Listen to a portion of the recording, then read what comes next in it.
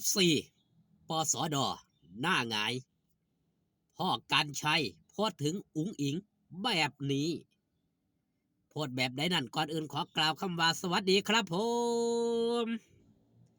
สวัสดีพี่น้องครับปังปายมินหมอแคนแฟนหมอลำยินดีต้อนรับเข้าสู่ช่องไทยซีเกตชาแนลมื้อนี้ครับวันที่21มกราปีพุทธศักราช2569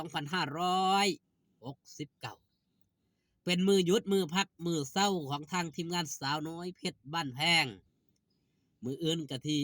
สิไปพ่อกันอยู่ที่อำเภอห้วยพึ่งจังหวัดกาฬสินธุ์เป็นมือพักมือเศร้าเป็นมือที่เก็บแห้งไว้สู่งานต่อของหลากหลายชีวิตหันมาเว่าเรื่องราวของหลาดน้อยอุ๋งอิงครับพ่อการชัยเมื่อคืนเราได้เห็นภาพบรรยากาศชื่นมื่นบรรยากาศได้ครับบรรยากาศที่หลาดน้อยอุ๋งอิงได้มอบกระเช้านี่ครับเนี่ย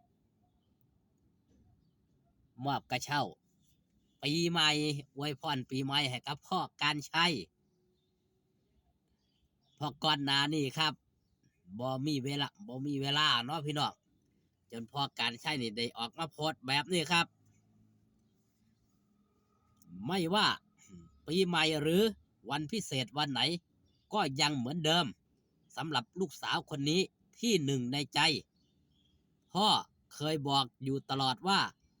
ตลอดเวลาว่าอุ๋งอิงคือคนที่พ่อรักและมอบความจริงใจให้อีหลาตั้งแต่วันแรกจนถึงทุกวันนี้พ่อยังรักและหวังดีกับอีหลาแม้เราจะไม่ค่อยได้เจอกันเพราะต่างคนต่างทำหน้าที่ของแต่ละคนแต่พ่อก็จะอยู่เคียงข้างและเป็นกำลังใจให้อีหลาต่อไปและตลอดไปมาช้าแต่มาจ้าอุ๋งอิงสวัสดีปีใหม่พ่อการชัยพอตั้งแต่ปีใหม่พ่อการชัยกับแลนงานเนาะไปงานวงสองมางานถึงมางานวงหนึ่งกะเวลาบ่แมทครับพอการชัยมาถ่ายคลิปถ่ายหยังกันได้กลับไปพักไปเศร้าก่อนจังสี่มันก็เลยบ่ตรงกันจ้าเถื่อในการที่สิมอบของขวัญมือขึ้นถือเป็นโอกาสอันดีสำหรับหลาหน่อยอุ๋งอิงเพราะว่าจะเป็นแม่บีเนาะแม่บีหมอนอิงจังสิก็บอกว่าหลาหน่อยอุ๋งอิงนี่เตรียมมาไว้ตั้งแต่ปีใหม่แล้วถ้าเป็นของบูดของเน่าก็สิเน่าไปแล้วว่าสั่นเพื่ออยากเอามาให้พ่อกันใช้แต่เวลามันบ่ประจบจนพ่อกันใช้ได้เว้ามาเบิ้งนี่พวกปราสาทแดกคำเว้าคำจาเขาเล่าเนาะมาเบิ้งเอาพอมันก็เป็นส่วนหนึ่งแหละครับมันก็ต้องมีอยู่หั่นล่ะเพราะว่ามีคนชอบมันก็จังมีคนสร้างเป็นธรรมดามันมี FC ที่ดีมันก็สิมี FC ที่ป่วนเป็นธรรมดามันเป็นของคู่กันดีชั่วมันก็อยู่เคียงคู่กันนี่ล่ะมันบ่ได้ไปไสมาไสดอกพ่อโจหรือว่าบอสโจจังได้บอกว่าวันเวลาเป็นตัวจัดสรรนี่ก็คือกันครับวันเวลาเป็นตัวจัดสรรที่มันลงตัวความหักความแพงก็ยังหักกันคือเก่าคือเดิมบ่ได้เปลี่ยนแปลงไปใส่ไล่สดมาไล่ลาน้อยอุ๋งอิงพอกันใช้ก็ไล่เรื่อยๆครับอย่างมาไล่เปิดวงจังสิมาไล่ปิดวงนี่เห็นบ่ครับก็ไล่เรื่อยเก็บสะสมไปทีละนิดทีละหน่อยเพื่อเอาไม้ลูกสาวในมือปิดฤดูกาลพอกันใช่ก็ยังรับปากแล้ว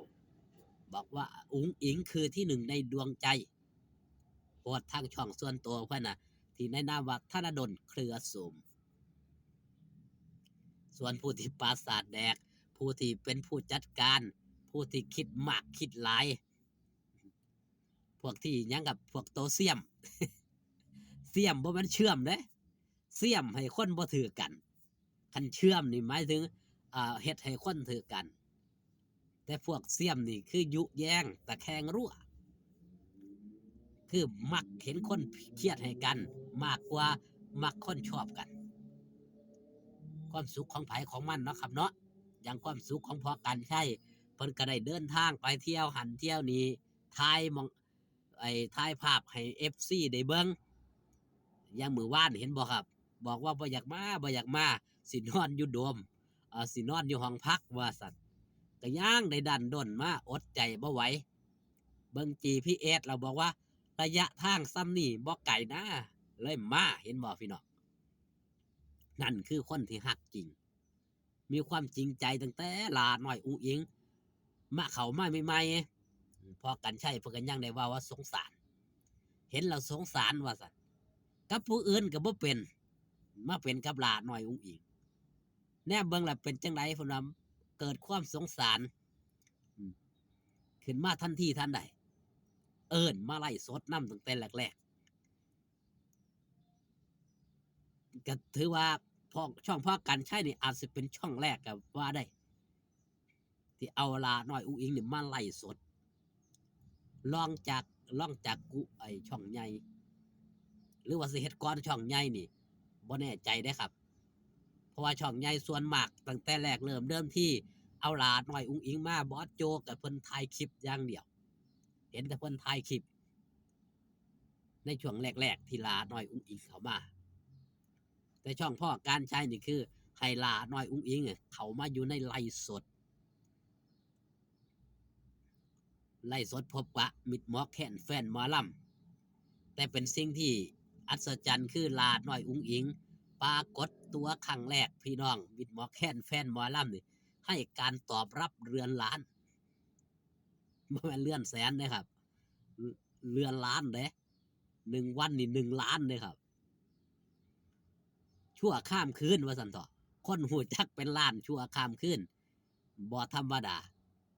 นี่ก็คือความหักความแพงที่มิตรหมอแคนแฟนหมอลำต้อนรับศิลปินซุปตามหาชนพอการใช้ก็ได้ออกมาเปิดเผยความในอกความในใจหลังจากที่อัดอั้นตันใจเก็บกดมาโดนเติบละตั้งแต่ปีใหม่มาจนถึงมือนี่บ่ธรรมดาครับมือแรงเป็นมือพักมือเศร้าเพิ่นก็สิพักผ่อนเต็มที่เนาะว่าเสาร์นี้ไปเดินทางไปบ้านวัดศิวดลไปขึ้นบ้านใหม่แล้วก็สิเลยไปบ้านลาน้อยอุ๋งอิงก็สิไปคือกันแต่สิไปตอนใดนั้นติดตามครับว่าลาน้อยอุ๋งอิงจะไปบ้านพระเอกวัดศิวดลตอนใดคลิปนี้ฝากตอนเอาไว้แต่เพียงสนิทพอกันคลิปหน้าอยู่ดีมีแห้งสบายดีครับผม